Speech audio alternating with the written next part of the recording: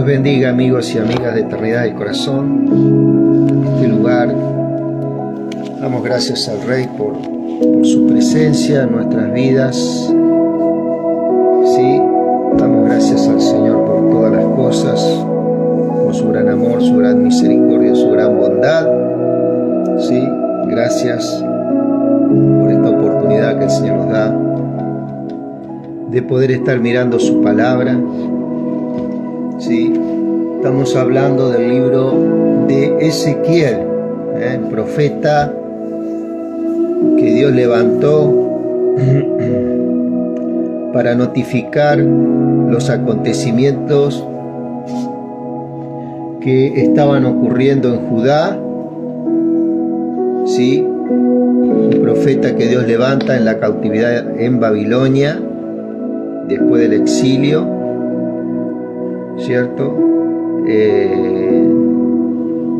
Donde un remanente del pueblo de Judá es llevado por Nabucodonosor a Babilonia. Interesante, Nabucodonosor, un hombre que reconoció al Señor, reconoció su poder, ¿cierto?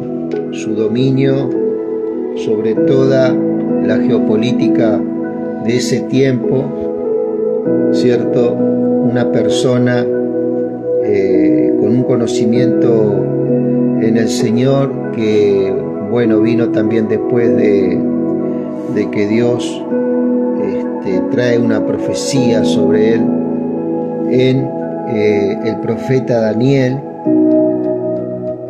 ¿cierto? En el profeta Daniel, el Señor profetiza, bueno, que venía un tiempo sobre de él por causa de su orgullo y no reconocer, ¿cierto? Bueno, hay una profecía por allá por Daniel 4, 5, ¿sí? Donde habla de un trato personal que tiene Dios con Nabucodonosor. Y se puede ver algo muy particular. El Señor tenía un trato, llevaba un trato personal generalmente a estos reyes también, estos reyes gentiles. El Señor extendía su gracia, tenía su misericordia. Y nos podemos acordar de Faraón, ¿cierto? El rey de Egipto, que él también, Dios trató con él, trató con ese corazón, ¿cierto? Mostró su poder en todo Egipto, ¿sí? Y podemos ver cómo él trata con este hombre, con este faraón, ¿cierto? Pero faraón, corazón duro, ¿sí? Un corazón muy duro, ¿cierto? Verdaderamente es algo asombroso la diferencia que hay en los corazones, ¿cierto? Y cómo Dios quiere tratar con cada uno, ¿cierto? Y también trató con muchos hombres, tanto como Caín, Abel, ¿sí? El trato que tuvo con Judas, aunque él lo escoge para que sea parte de los 12, ¿cierto? Por eso la palabra, cuando él escoge a sus discípulos, ¿cierto? No necesariamente significa de que en este caso Judas era una persona salva, ¿cierto? Porque Judas en ningún momento aceptó la obra que él vino a hacer, ¿sí? Si bien Cristo lo escoge y tuvo paciencia hasta el final con él, llamándole la atención, aún hasta tal punto que en el momento que estuvo en el Getsemaní, le dije: lo que vas a hacer, hazlo pronto, amigo. Y dice que Judas lo entregó con un beso, ¿sí? Son cosas asombrosas que uno puede ver del trato, ¿no? ¿Cómo puede ser estando Cristo mismo ahí, ¿no? Cristo mismo estando ahí, Judas viéndolo ahí, Judas no creyó nunca en el Señor. Sin embargo, fue escogido para que sea uno de sus discípulos, ¿cierto? Por eso la palabra a veces bíblica, cuando uno va a las escrituras, y estas son cosas que son muchas veces criticadas en el ámbito cristiano, cuando vos analizás las escrituras, que escogido en el tiempo que todavía Jesucristo no había muerto, ¿cierto? Era una palabra que no necesariamente significa que la persona es salva en el Señor, ¿sí? Dios lo escoge, así como lo escogió también al faraón, ¿cierto? Para mostrar por medio de él sus maravillas y sus prodigios en medio de Egipto, y a tal punto de que derramando sus plagas, todas las cosas que Dios hizo, ¿cierto? Aún fue tanto que llevó a muerte su propio primogénito, ¿cierto? Y sin embargo, en lugar de rendirse a Dios, el faraón se endureció más, ¿cierto? Son corazones que escogen, ¿cierto? De una forma libre, ¿cierto? Aceptar el plan de salvación y el plan del reino de Dios, ese plan de regeneración sobre nuestras vidas. Por eso la palabra escogidos muchas veces hay que ver, ¿cierto? El momento en que esas personas son escogidos, ¿cierto? Y ver que no necesariamente eran personas que conocían al Señor Jesucristo, ¿no? Uno de ellos es Judas, otro es el faraón. Este rey Nabucodonosor, en el cual imperaba en este tiempo de esto que estamos repasando, por ejemplo, del profeta Jeremías, profeta Ezequiel, ¿cierto? Nabucodonosor conoció a este Dios todopoderoso y en los últimos años de su vida lo reconoce, ¿sí? Como soberano, como dueño de la historia y dueño de todo mover geopolítico que había en ese tiempo, ¿cierto? Distintos pueblos con diferentes sistemas políticos, en este caso reyes, ¿no? Y cómo Dios se da a conocer, en este caso al profeta Ezequiel, un profeta, como hablábamos, que fue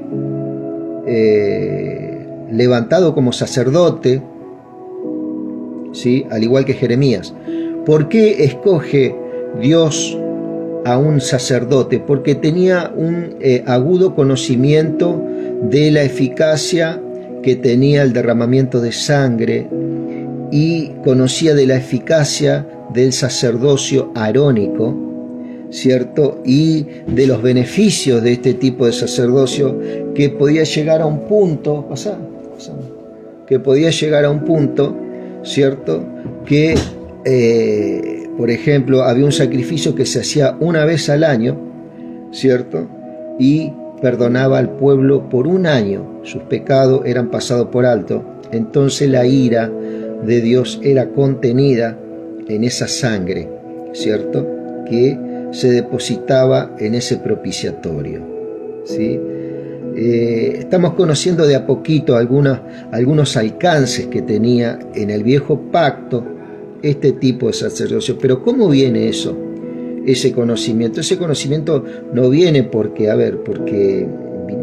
algo fácil o viene solamente de dar lectura y bueno, y vos vas a ver cómo el Espíritu Santo te va a guiar, ¿cierto?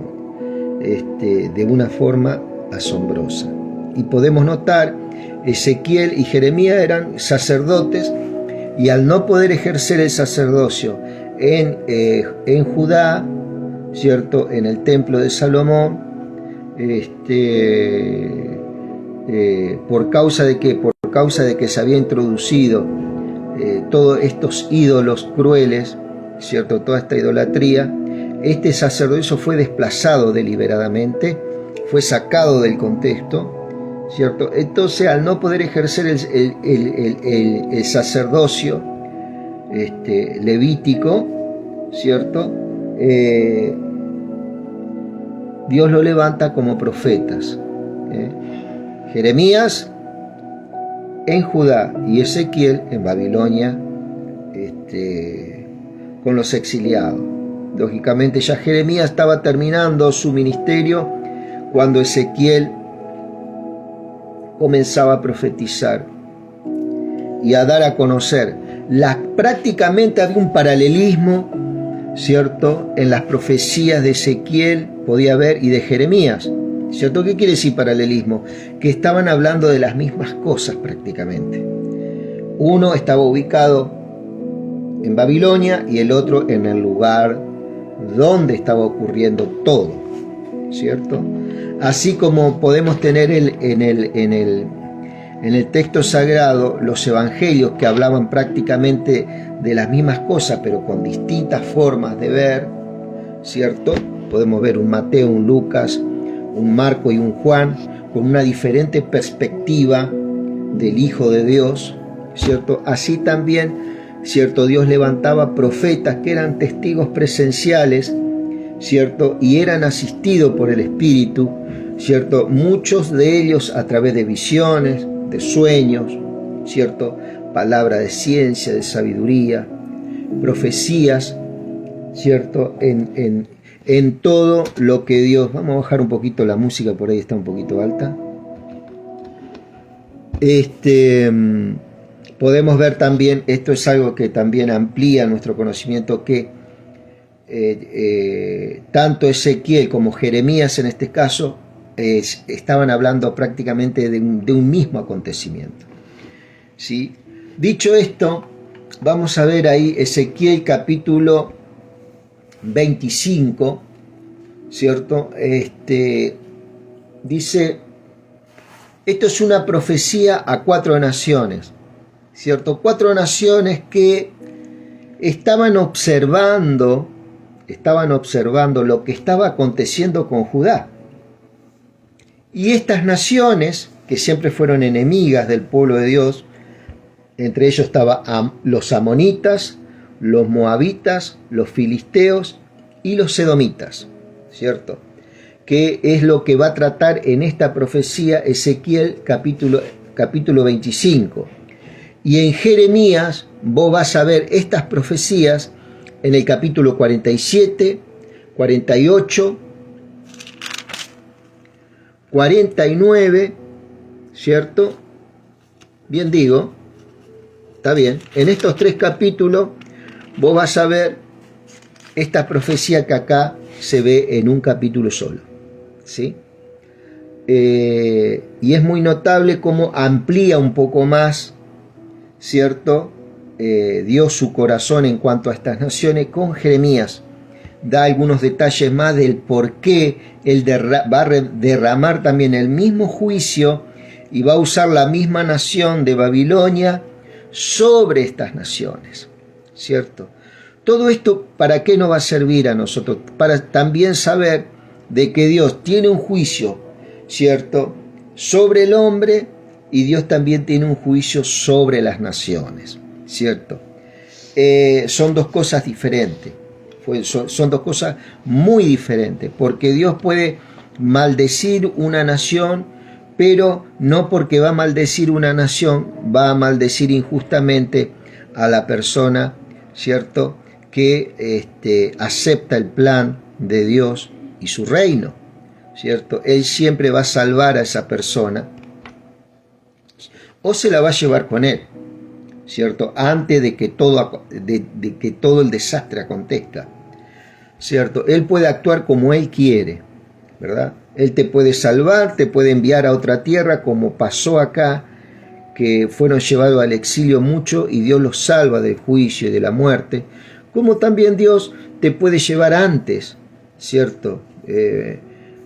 como pasó en muchos casos, por ejemplo, a ver, pasó con, salvando la distancia, pasó con Enoc, que fue traspuesto, ¿cierto? Fue arrebatado, ¿cierto? Antes y después Enoc era, tengo entendido, a ver, era nieto de Caín, ¿cierto? Era nieto de Caín y era, si no era abuelo de Noé, pasa ahí raspando, tengo que fijarme bien la genealogía. Entonces Enoc es traspuesto antes de que el diluvio viniera a la tierra. Fíjate vos cómo Dios va operando, ahí vas vos conociendo la forma de pensar de Dios. La persona que ama a Dios, Dios siempre, aunque ese territorio o esa nación, ¿sí? Va a ser destruida, Dios en su gracia salva a aquellos que ama. Pasó con Lot, ¿te acordás? Cuando Sodoma y Gomorra es destruida, ¿cierto? 2 ángeles llegan a Sodoma y Gomorra, ¿sí? Y Lot y su familia, viene un ángel y dice: Lot, saca tu familia de acá porque Jehová va a destruir esta tierra, va a desaparecer estos 2 países de acá, tanto Sodoma como Gomorra. Así que Lot se alistó, salió, ¿cierto? Llega a una tierra llamada Zoar, y una vez que llega a esa tierra, ¿cierto? Dios hace llover fuego y azufre sobre Sodoma y Gomorra, ¿cierto? Él salva un remanente siempre. ¿Por qué Dios salva este remanente? ¿Por qué podemos notar que Dios salva muchas veces remanente? Vos vas a ver en muchas historias bíblicas. Y una de las cosas que yo he podido notar de parte del Espíritu Santo, ¿cierto? Una de las cosas que yo puedo notar, que Dios salva un remanente, Dios salva 3, 4, 5 personas o salva 100 personas, ponele vos, de un desastre en el antiguo pacto, para que esta gente después testifique cómo Dios cumple, ¿cierto? Con estas palabras de juicio en esa época sobre muchos países, entre ellos el famoso caso de Sodoma y de Gomorra, ¿cierto? En el cual Dios hace subir fuego y azufre. Hoy en día muchos visitan ese lugar que está ubicado cerca del Mar Muerto y pueden ver que en el suelo sí hay azufre, ¿cierto? Hay como una brea parecida al petróleo, y es un lugar donde hay mucha sal. Y así fue el juicio que Dios envió. Exactamente lo descrito en la Biblia, ¿cierto? La gente que ha ido a esa zona, si vos buscas en cualquier buscador, en cualquier lugar, ¿cierto? Vas a ver cómo esos lugares son lugares inhabitables, no crece nada, ¿cierto? Un lugar estéril, por causa del juicio de Dios. Podemos ver que ahí queda plasmado, ¿cierto? El juicio, y nunca más pudo volver a ser esa tierra lo que era antes del juicio. Y acá ponele estas naciones, estamos hablando a nivel nación, por ejemplo, del viejo pacto. Esto se va a ver en las escrituras, ¿cierto? En cualquier Biblia está. Ezequiel dice, mira, vamos a ver. Mensaje para Amón, para los amonitas, ¿cierto? Uno de los dioses que los israelitas introdujeron en el templo, ¿cierto? Era el dios Moloc. Este dios Moloc se sacrificaban niños. ¿Te acordás que lo habíamos comentado en algunos capítulos anteriores? Este dios era un dios amonita que adoraban los amonitas, ¿cierto?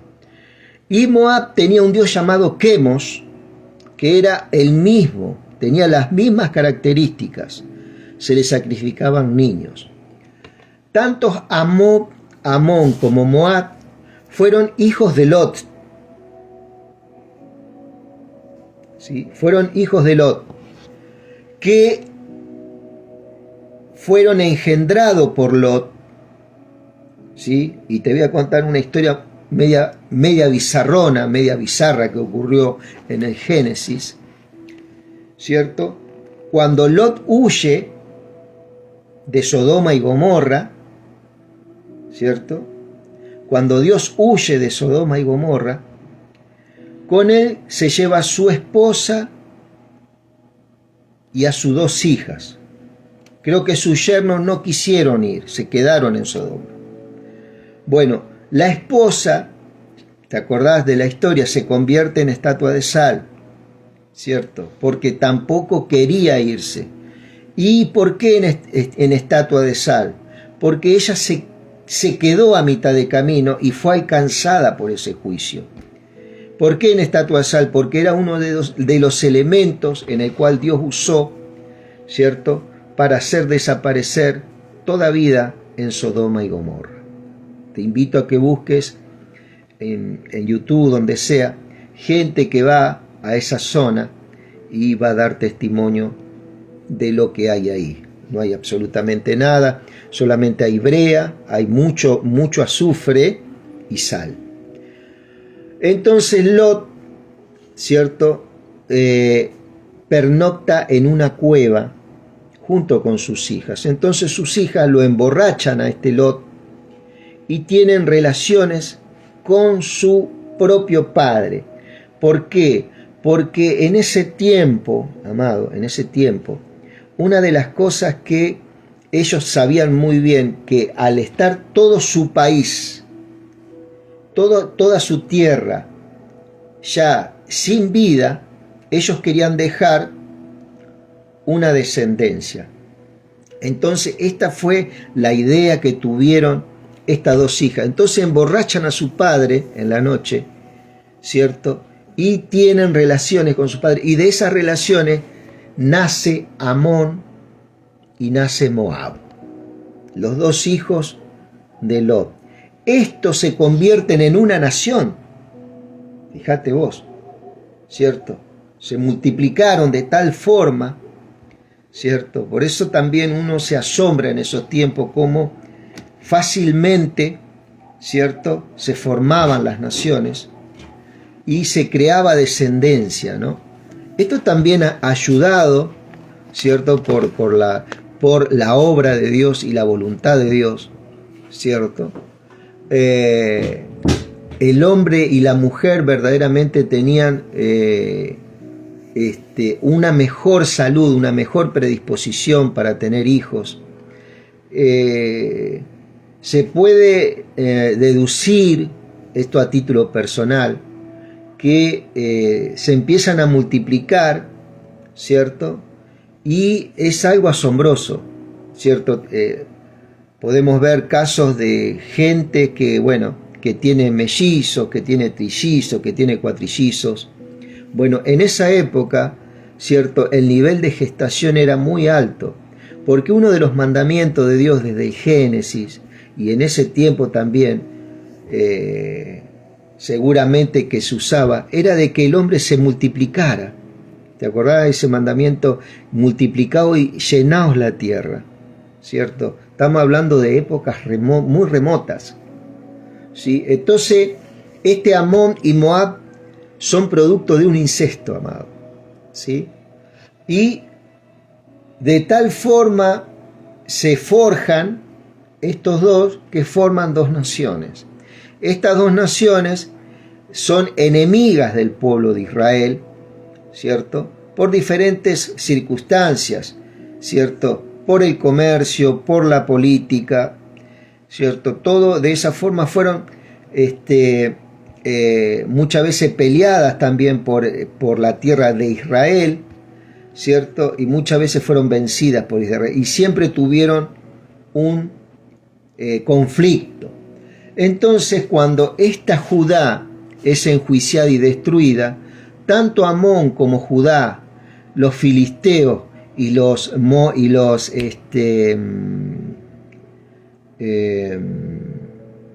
edomitas, ¿cierto?, que era una tribu nómada, una tribu árabe, era un pueblo muy grande, se erigieron enemigos del pueblo de Dios y se burlaron cuando Dios trae juicio a su pueblo, ¿cierto? ¿En qué? En el juicio que estaba hablando Ezequiel, en que fue destruida Judá, ¿sí?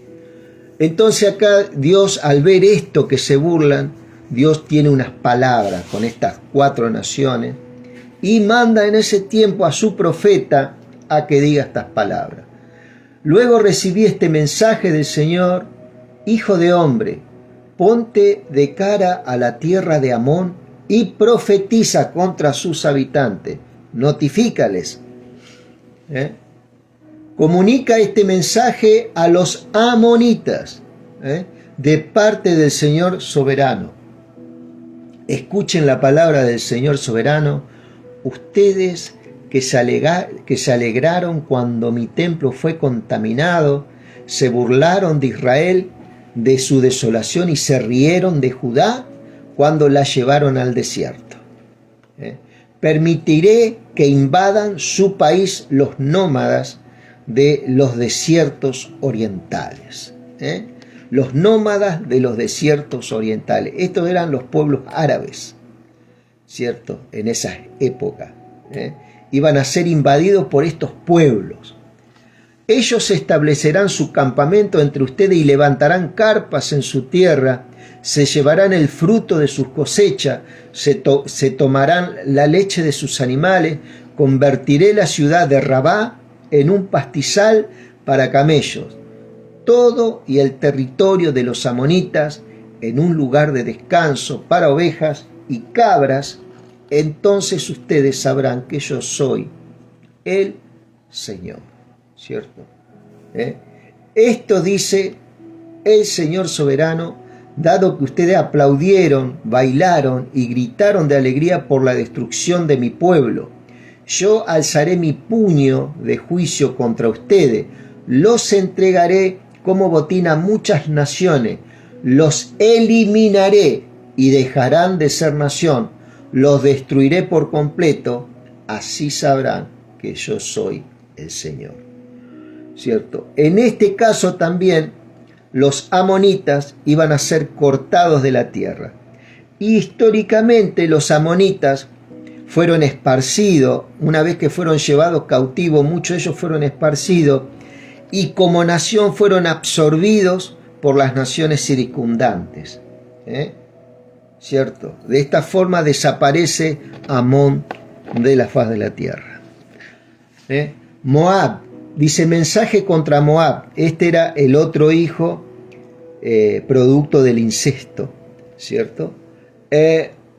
Y fueron enemigos también de Israel y de Judá. Esto dice el Señor soberano, dado que los moabitas dijeron,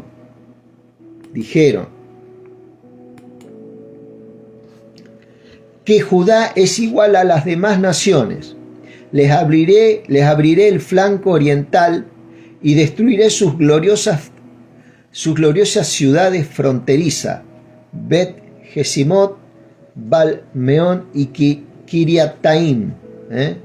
Eran lugares donde generalmente eran lugares que se usaba para la guerra muchas veces. Entregaré a los moabitas en las manos de los nómadas de los desiertos orientales. Estos también iban a ser entregados, ¿cierto? Tal como hice con los amonitas. Es cierto, los amonitas dejarán de ser contados entre las naciones. Del mismo modo, haré caer mi castigo sobre los moabitas. Entonces, dice,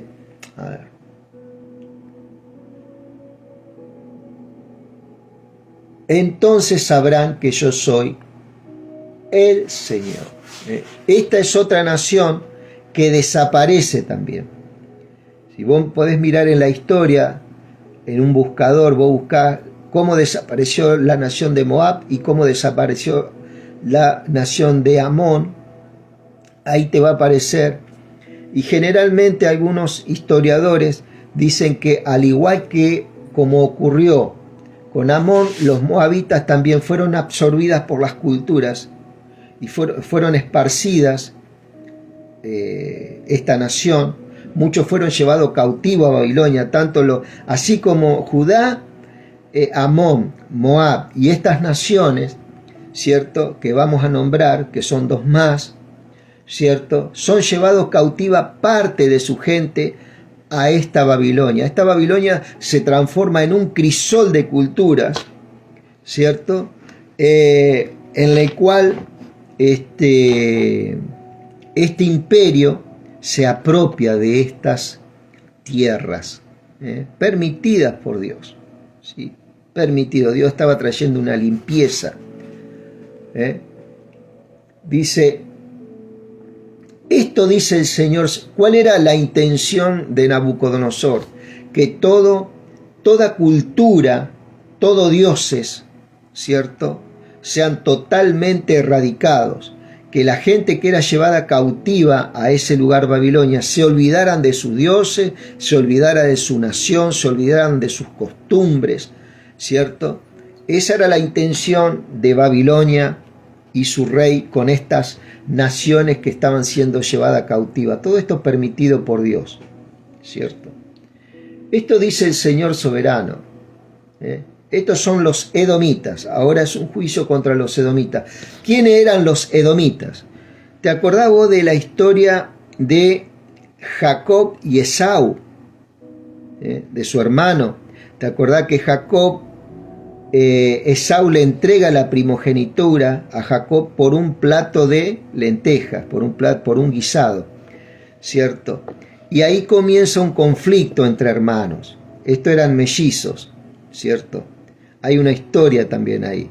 Estos edomitas eran hijos de hijos de Esaú, ¿cierto? Y aunque Esaú se había reconciliado con Jacob en vida, sus hijos, que generalmente ocurre por ahí en alguna familia, queda un resquemor. Y ese resquemor, ¿cierto?, sufrió algunas escaladas con el correr de los años, como naciones, porque este Edom se transforma en una nación también, ¿cierto? Y también tuvo conflicto con sus hermanos, con sus primos, los hebreos, ¿sí? Y dice, mira lo que dice, esto dice el Señor soberano, los edomitas pecaron grandemente al vengarse contra el pueblo de Judá. Por lo tanto, dice el Señor soberano, alzaré mi puño de juicio contra Edom, exterminaré a sus habitantes y a sus animales a filo de espada. Convertiré en tierra baldía el territorio de Temán hasta Dedán. Son provincias de los edomitas, estos dos nombres, ¿no? Lo llevaré a cabo por medio de mi pueblo Israel. Con enojo de los israelitas ejecutarán mi venganza, y los edomitas sabrán que esa venganza es mía. Yo, el Señor soberano, he hablado. ¿Cierto? Acá no dice que este pueblo va a ser erradicado de la faz de la tierra, ¿no? Hay que ver hoy en los pueblos árabes o de hoy en día, tienen su representación estos edomitas, ¿sí? Muchos de ellos hoy en día tienen como religión,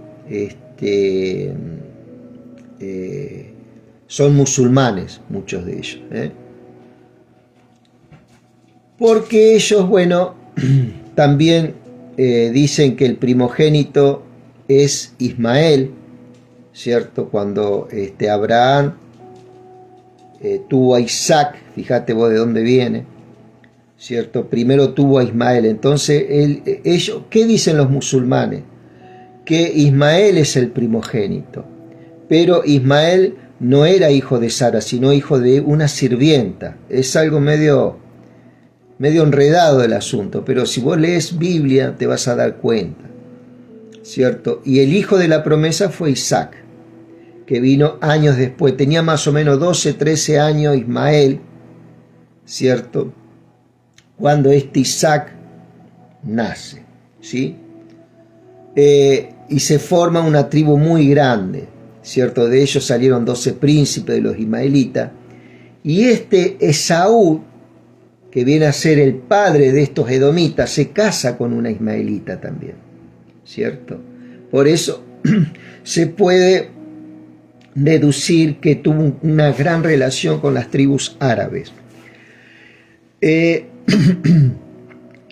Entonces el Señor dice que también iba a vengar, ¿cierto?, la ofensa que tuvo Edom contra los hebreos. Una ciudad muy famosa de los edomitas hoy está ubicada en un lugar llamado Petra, ¿cierto? La ciudad de Petra es una ciudad que está hecha sobre las rocas. Es un lugar que hoy en día lo buscas en YouTube, ¿cierto? Es algo impresionante, impresionante las cosas que se hicieron en la roca y cómo perfectamente hay una ciudad en esos lugares, ¿cierto? Petra, búscalo ahí y lo vas a ver en YouTube. Es algo que muchos turistas van y se quedan asombrados. Filistea, dice, mira, estos fueron otros enemigos que tuvo también el pueblo de Israel, los filisteos. Esto dice el Señor soberano: los filisteos arremetieron contra Judá por amarga venganza y por desprecio acumulado. Por lo tanto, dice el Señor, alzaré mi puño de juicio contra la tierra de los filisteos. ¿Cierto? Exterminaré a los cereteos y destruiré por completo a la gente que vive junto al mar. Era gente experta en guerra y gente experta en lo que es todo el oficio, ¿cierto?, marítimo.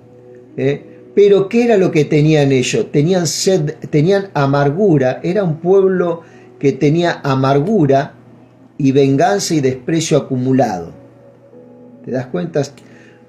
Tres condiciones: amargura, venganza y desprecio. Y generalmente cuando te tienen desprecio y sed de venganza y amargura contra vos, generalmente no te daña a vos directamente, sino que esa persona va muriendo, ¿cierto? De a poco. ¿Por qué? Porque esa amargura, esa sed de venganza y ese desprecio contra una persona, ¿cierto?, le crea una enfermedad. Muchos mueren de cáncer, por ejemplo, ¿cierto? La amargura, las raíces de amargura, la sed de venganza, el desprecio, puede ser por alguna ofensa, ¿cierto? Y esa persona nunca pudo, nunca tuvo la fuerza para tratar todo eso, y es como que se le volvió como un Frankenstein, ¿no? Viste que el monstruo se termina comiendo al que lo crea, ¿no? Fíjate vos qué paradoja. Y esto pasa muchas veces en muchas personas hoy en día. La amargura, la venganza, el desprecio, en lugar de perjudicar a la otra persona, es como un boomerang que se vuelve contra uno, ¿cierto? Por eso hay que tener cuidado con estas cosas. ¿Sí? Son cosas que son profundas. Vamos a seguir hablando de de los filisteos. Por lo tanto, esto dice el Señor soberano: alzaré mi puño de juicio contra la tierra de los filisteos, exterminaré a los cereteos y destruiré por completo a la gente que vive junto al mar. Ejecutaré contra ellos una terrible venganza para castigarlos por lo que han hecho, y una vez que me haya vengado, sabrán que yo soy el Señor. ¿Cierto? Bueno, acá tenemos, por ejemplo, mensaje a Filistea, mensaje a Edom, mensaje a Moab y un mensajito de juicio también para Amón, ¿cierto? Acá en Ezequiel, todo en un mismo capítulo, en ¿cuánto? En 15 versículos. Y acá en Jeremías, el mismo juicio también tenés. En Jeremías 47, profecías sobre los filisteos, que acá está sobre el final, ¿cierto?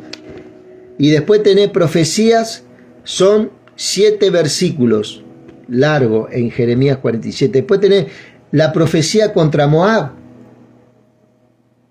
¿sí? La primer profecía de juicio que aparece en Ezequiel está acá en segundo término. Profecía contra Moab en el capítulo 48. Y en el capítulo 49 tenés la profecía contra los amonitas y contra los edomitas. Para que vos que pueda ver, ¿por qué te digo esto? Que tanto Ezequiel como Jeremías estaban en el mismo espíritu, ¿cierto? Aunque estaban en diferentes partes de la geografía, digamos, Jeremías estaba en Judá y Ezequiel estaba con los cautivos que habían sido llevados de Judá en Babilonia, ¿sí? Así que, mi querido amigo, hasta acá hemos llegado con esta pequeña reseña, ¿cierto?, de este juicio que Dios hace sobre estas naciones, ¿cierto? Estas naciones que se burlaron porque Dios había enjuiciado a su pueblo, ¿cierto? Y Dios pudo ver la burla de estos, entonces también Dios extendió su juicio hacia esta gente, ¿cierto? Usando el mismo imperio babilónico, donde, te vuelvo a repetir, este imperio fue tan grande, ¿cierto? Tan grande el imperio babilónico que llevó cautivo muchos, ¿cierto?, de distintas naciones. Y lo llevó, y bueno, todo el conocimiento que podía adquirir de esta gente enriquecía a los babilónicos. Y ellos controlaban a esta gente. Era gente sabia que era escogida de estos países, entre ellos de Judá, ¿cierto? Como un movimiento estratégico y político fue muy notable, ¿sí? Mi querido amigo, te mando un gran saludo, Ricardo y Carlitos, saludo para la familia, y bueno, gracias por estar ahí. Que Dios les bendiga mucho, mucho, mucho.